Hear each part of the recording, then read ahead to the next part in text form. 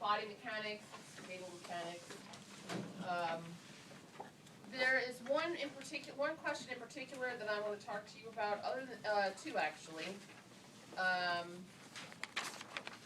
Most of it is pretty self-explanatory. It's all information that's found in your chapter 7.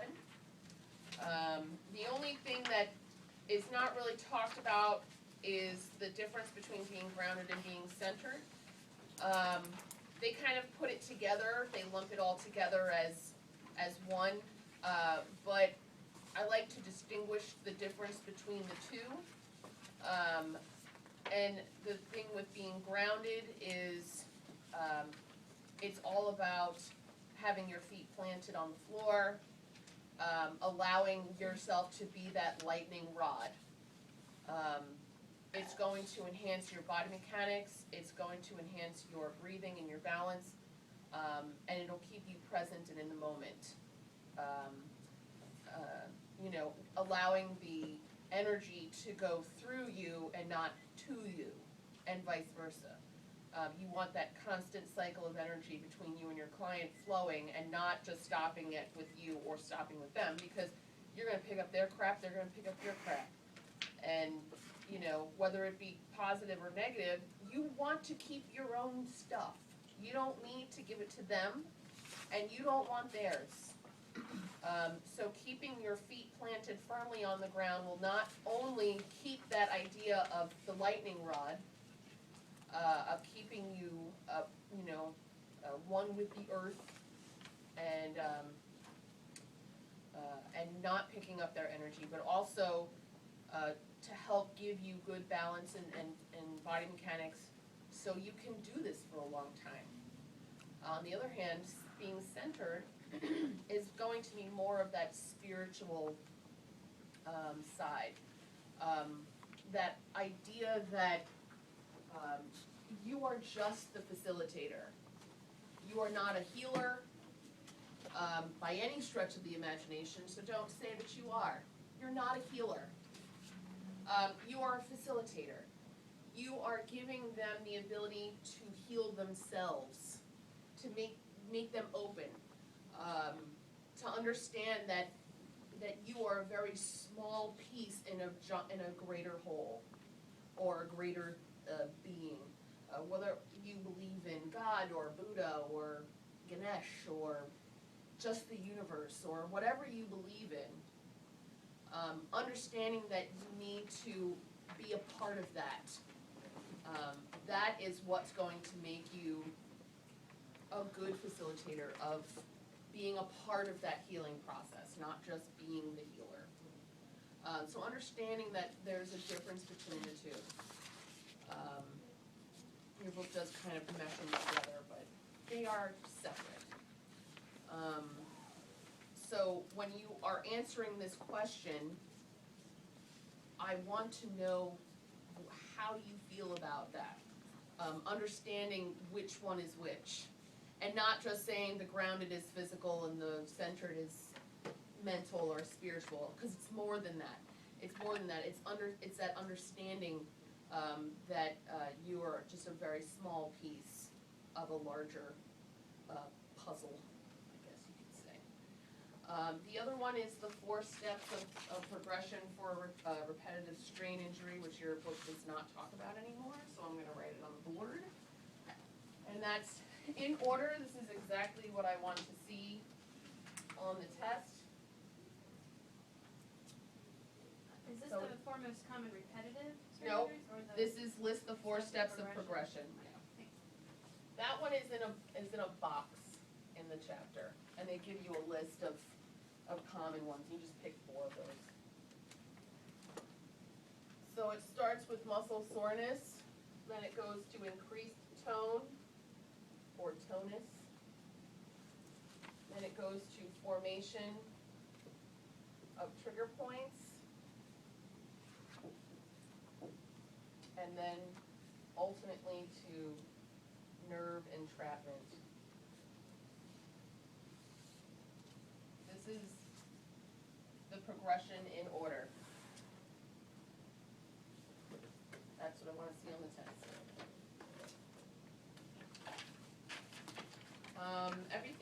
is pretty standard information. Knowing the rules of good body mechanics, it's just a matter of, you're gonna see a list of them. Thank you. You're gonna see a list of them. You're gonna check off the ones that are good body mechanics, or what the rules are, like which ones are the part of the rules of good body mechanics. Please read them carefully, because some of them might be a little, I guess, tricky. But just read it. It's not tricky, it's just you gotta read it. And then the other ones, fill in the blanks. These are the words that you will use to fill in the blanks. It will be on the test. Easy as that. And then your multiple choice. Another word for body mechanics is biomechanics, just so everyone knows. Everyone's on the same page. Does anyone else have any questions regarding this test? Okay, here. You weren't here last week, that's why you didn't do it. I actually probably need to give you more handouts too. So I'll remember to do that. Other than that, does anybody else have any questions?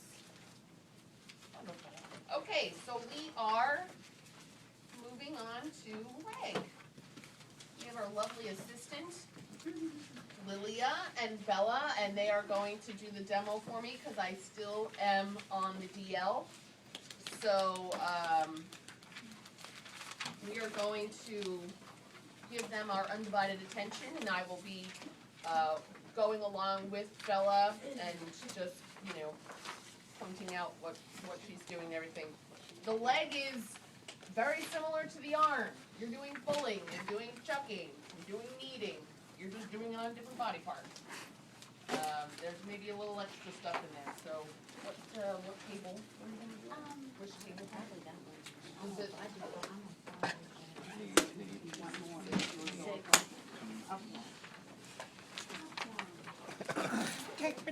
So I can do the axle rose? Nice. What's that? The You do the axle rose, yes. Yes!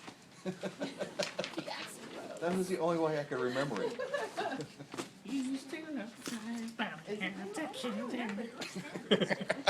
Here you go, Maggie. Live, John. Do it for Maggie. She's not here. She's missing it. Oh dear. I have your arms. Oh, awesome. Oh, thank you. Sorry. My tattered neck. Yeah, Appetite for Destruction had a lot of lovely colors. I'm on 5. I'm in we're just working on the leg. Bella, which side are you doing, honey? Which leg? Excuse me? Which leg are you doing? Which side? The only thing that was a really crappy one with Jennifer Love Hewitt about these high school guys and the one nerd guy Just gets all setting up the camera. What leg would you like worked on, ma'am? He starts singing, he goes, oh yeah, this is, I know this song, this is when I was, You got that one on 5 now? this song all the You time. need to And he's like, take, singing out of yeah, I'm gonna get this, I'm gonna have you tent, you're gonna take your shoes and your, yeah, just the bottom half. She was super young. Yes, She was and I in high found school. some at Langley. Do you remember one Really? crazy song at John's? Yeah. It was Did we do Jim 5 Morrison, one way around? yeah, I think. Yeah, where he was the artist and he kept drawing the nostrils one looking glove, yeah. Face up. Anything, I looked, No, I anything haven't, with John, I just need, no, we're just doing some time, so we're good. where he was kind of in the lead, like Better Off Dead, that was really, Should I do really your leg? weird. You want to do my leg? I'll do I your haven't leg. shaved in a few days, so it's Do seriously? I haven't shaved in months. well, I'm like half Mexican, so like my hair is like Come in Hey, we are lucky if I get to see it. shaving my armpits is hard enough. Let alone And then his mom kept having a wash. Sorry. I promise I'll wash when I'm a professional. I actually find it really funny that as my husband and I have gotten, been together for as long as we have. In the beginning, he used to be like, "You have to shave. I can't deal with you being shaved." And now he's just kind of like, "When did you shave?" Or you're lucky that he's just happy that he's getting. getting to that point where he's like, I'm not even gonna argue this anymore. That's why you date women, and then they're like, I don't want to shave, you don't want to shave, let's not shave. And then it's awesome. Guys don't know the pain. They don't know the frustration. Oh yeah, a dull blade. Oh, I can remember. Or the service area. I can remember having a cut all the way up there. You better not say that until Do you want a face mask for the bright light? Do you want a little eye mask? All right. So the one thing that we're going to be doing this that we're really starting to do now is the draping. Draping is very important.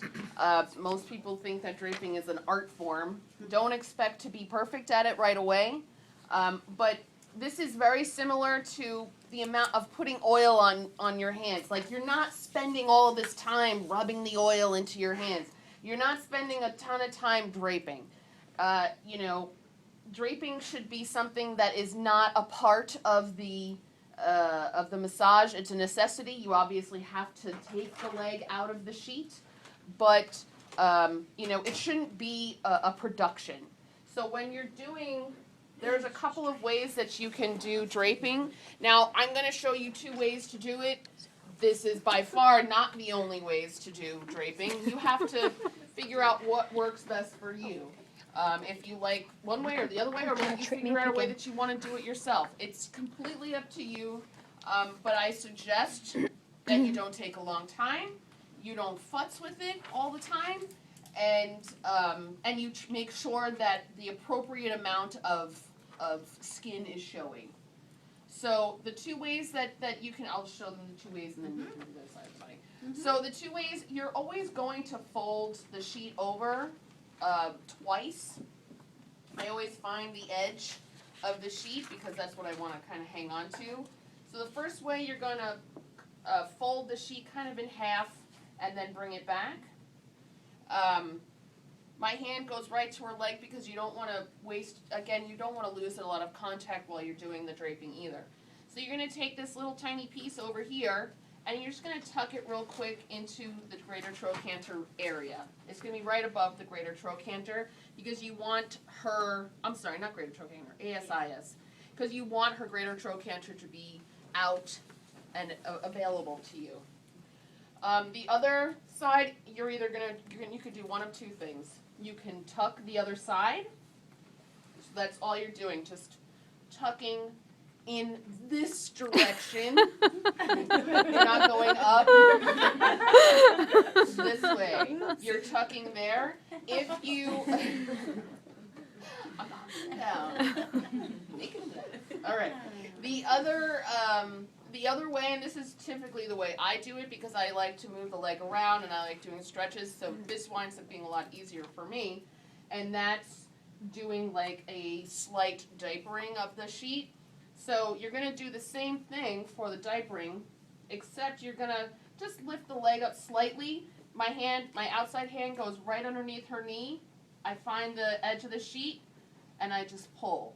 I have a very small amount of sheet underneath her, but not underneath her lower leg, just underneath her thigh. You want this whole leg to stay completely draped and covered up. The rest of the sheet is here. And then you might need to just tuck a little bit more at the ASIS again, just to get it secure. So when you're working on someone's leg, if you're moving, if their legs are moving or something, and the sheet starts to kind of get a little loose, all you got to do is just grab and pull a little bit, and it'll be nice and tight again. So I like this one because I'm like crazy. I was crazy in the beginning about, God forbid I see something I'm not supposed to see. Like, I was freaking out. So whenever I do the tucking thing, first of all, I was terrible at tucking. But secondly, whenever I was doing the leg, I'd be like, I got to that point where I was like freaking out about it. Yeah, and it was just crazy. It was crazy freaking me out. Like, and I was like, I know when the sheet kind of gets a little unbunched at the top, you feel air going in there, and then you're like, oh my God, is this person seeing a thing? It can be like, it's funny. But at the same time, it can be very uncomfortable in the room when someone is not wearing any underwear and they're getting a draft. Because now they're like this person can see my cooch. And, you know, and I'm getting a breeze, and now I'm starting to feel uncomfortable. And then, God forbid, you accidentally brush up against them. It's like everything will just start to go on top of the other, on top of the other. So it spirals to the point where someone will feel wholly and completely uncomfortable by the end of the appointment, and you've just ruined the entire experience. And that's just from draping.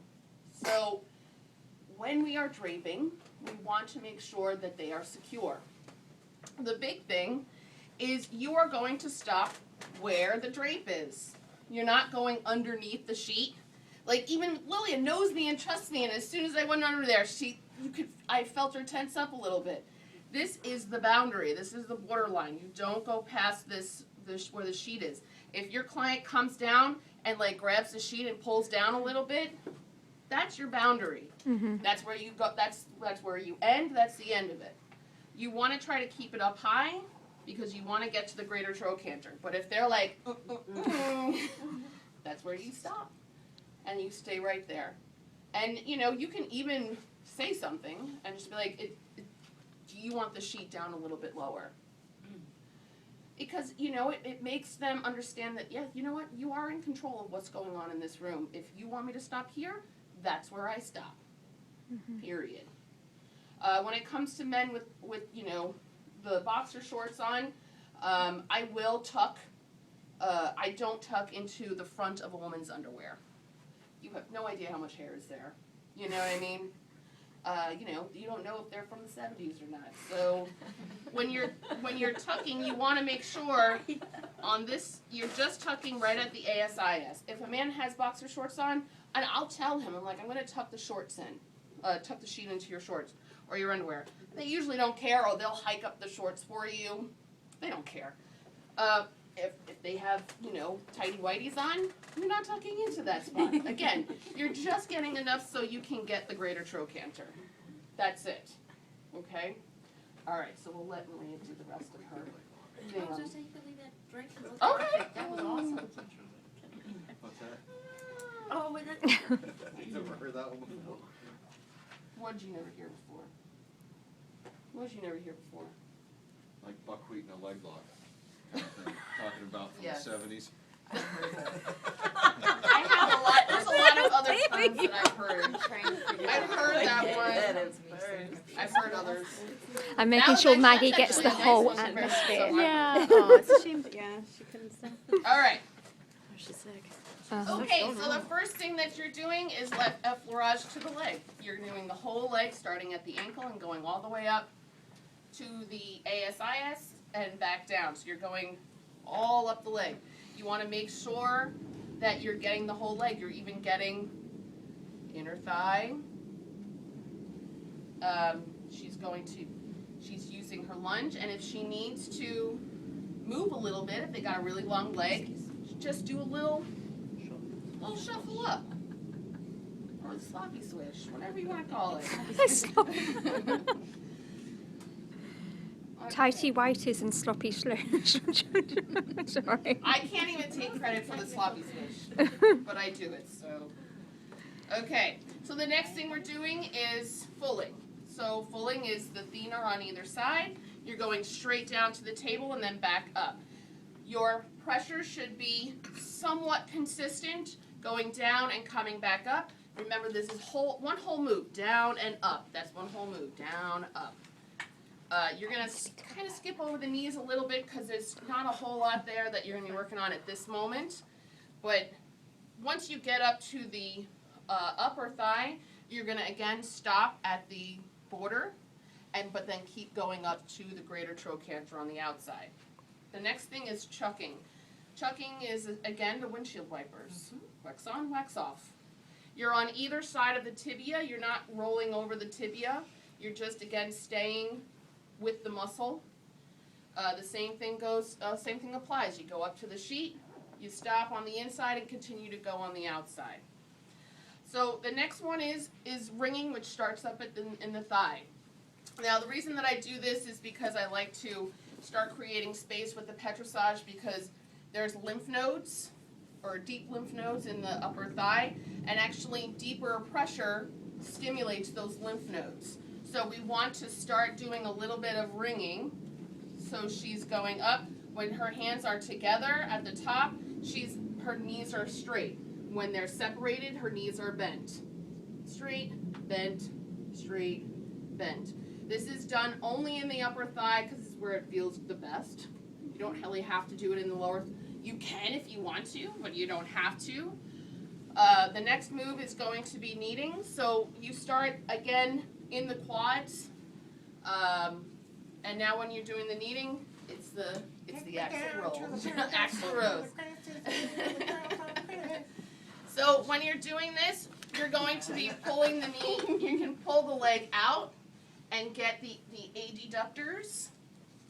But notice, if I ever said stop to her, she'd have a handful of muscle, and that's what you want to make sure with the with the kneading. She can also push the leg in, and also get the abductors or the IT band, vastus lateralis. Make sure you're thorough with your kneading. And then you're going to move down to the lower leg and do some kneading for anterior tibialis, peroneals, and soleus. So again, go ahead. Yeah, you can go. So again, you're going to push the leg out, pull the leg out a little bit, get that inner section of the lower leg, and then push the leg back and get the anterior tibialis and peroneals on the outside.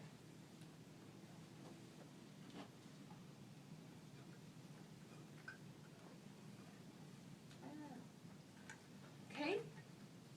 So after doing all of this petrissage, you can do a little bit of effleurage to transition yourself to your next move, which is going to be friction. Frictioning starts at the ankle. So when we're doing the frictioning, even though you're going to be doing foot later, you want to get around everything. Do the medial malleolus, lateral malleolus, but really get up at the top, get that flexor retinaculum, extensor retinaculum. This is a crisscross. It crisscrosses in two different places, so you really want to start getting some blood moving. You know, a person's foot should be very movable. So if it doesn't do this, you know, push the leg up, the foot up, put it in counter strain, and friction the crap out of the ankle. She's got some stuff going on in that ankle, girl. So when you're doing this frictioning, just get in there with fingers and thumbs and really just work that area. This is very site-specific friction. The next move is going to be duckbill to the tibia. So the duckbill is just fingers on either side of the tibia, and you're just going the length of the top part of the tibia. You're not going too far down. This actually, when you do this one, it's just kind of just pretty short movements. What you're doing is you're pushing that tissue away from the tibia. Mm-hmm. Almost like finger walking with reflexology, kind of? No, because the finger walking is more like that. This is just going straight up and down. They call it the duckbill because, you know, we're like, so you're just going up and down, all along the tibia. This actually feels fantastic for runners or anybody, any kind of athletes or anything like that. That feels fantastic. Is it pressure coming back up or just? Your pressure is consistent down and up the entire time. The next is going to be frictioning around the knee. So again, your friction should be very specific to the knee. Anybody who might have a little bit of a restriction in the knee area, you can actually move the patella around and see where those restrictions are. If she has restrictions in certain areas, you want to counter strain that patella and then get into that area. And normally what she feels a little restricted in the lower portion. Yep, by ACL. So I'll push the patella down and then just kind of work into that area. Use your thumbs. It's okay. I mean, this spot, the only thing I would be careful of is right on the inside of the thigh here, on the other side, because there's lymph nodes there. So don't go crazy. Just, stick to patella. Ooh, that's fun. That's a spot. Crunch, crunch, crunch. Little crunch thorough with the knee. You know, I will tell people friction like a crackhead. There was a girl that I went to that I did a double with once, and she was like, friction like you're on crack. And I was like, because they love it. That's why. So you get in there, you're like, you want to really increase that blood. Do we have to make that sound too? Only in your head. Only in your head. That's right. Keep that in your head. Friction like a crack. Okay, so now we're going to DTF the IT band, which is deep transverse friction. So when you're going across to do that, you're doing it on the flat between the dip and the pip. And when you're going across, when you're going down, your wrist should stay totally straight. So your lunge is what's giving you. Very sensitive. Trying to do less movement of the wrist, so you're going straight down. This is the part that I think everybody does, kind of has like that. But the thing is this over time is going to piss off your wrist. So if you just have your hands here and you're just going straight down, go at kind of an angle. That way your wrist is not moving. It's just you're going straight up and down just like that. So it's coming from your line. Right, again, you're getting all of your pressure from your lower body. Okay, once you got your DTF done of the IT band, you're gonna flex the knee. So this is where this little tiny sheet comes in handy. You can just hold on to that, grab the bottom of their foot or their, wherever you can. And you're gonna bring the foot on top of the bolster. And this, I just will kind of tuck and have them together. Just try again to keep the foot on the other side covered up. And you're going to effleurage the IT band slightly, even though it's already been kind of warmed up. You can just do it just to transition yourself into that position. And you're going to respindle the IT band. This is like a compression or a squeezing of the IT band. You're going to bring your fingers together. Is she staying? Oh, come on this side. Here, just like that. All right on the IT band. So you can actually come over a little bit more. You ready? Sorry. I'm sorry.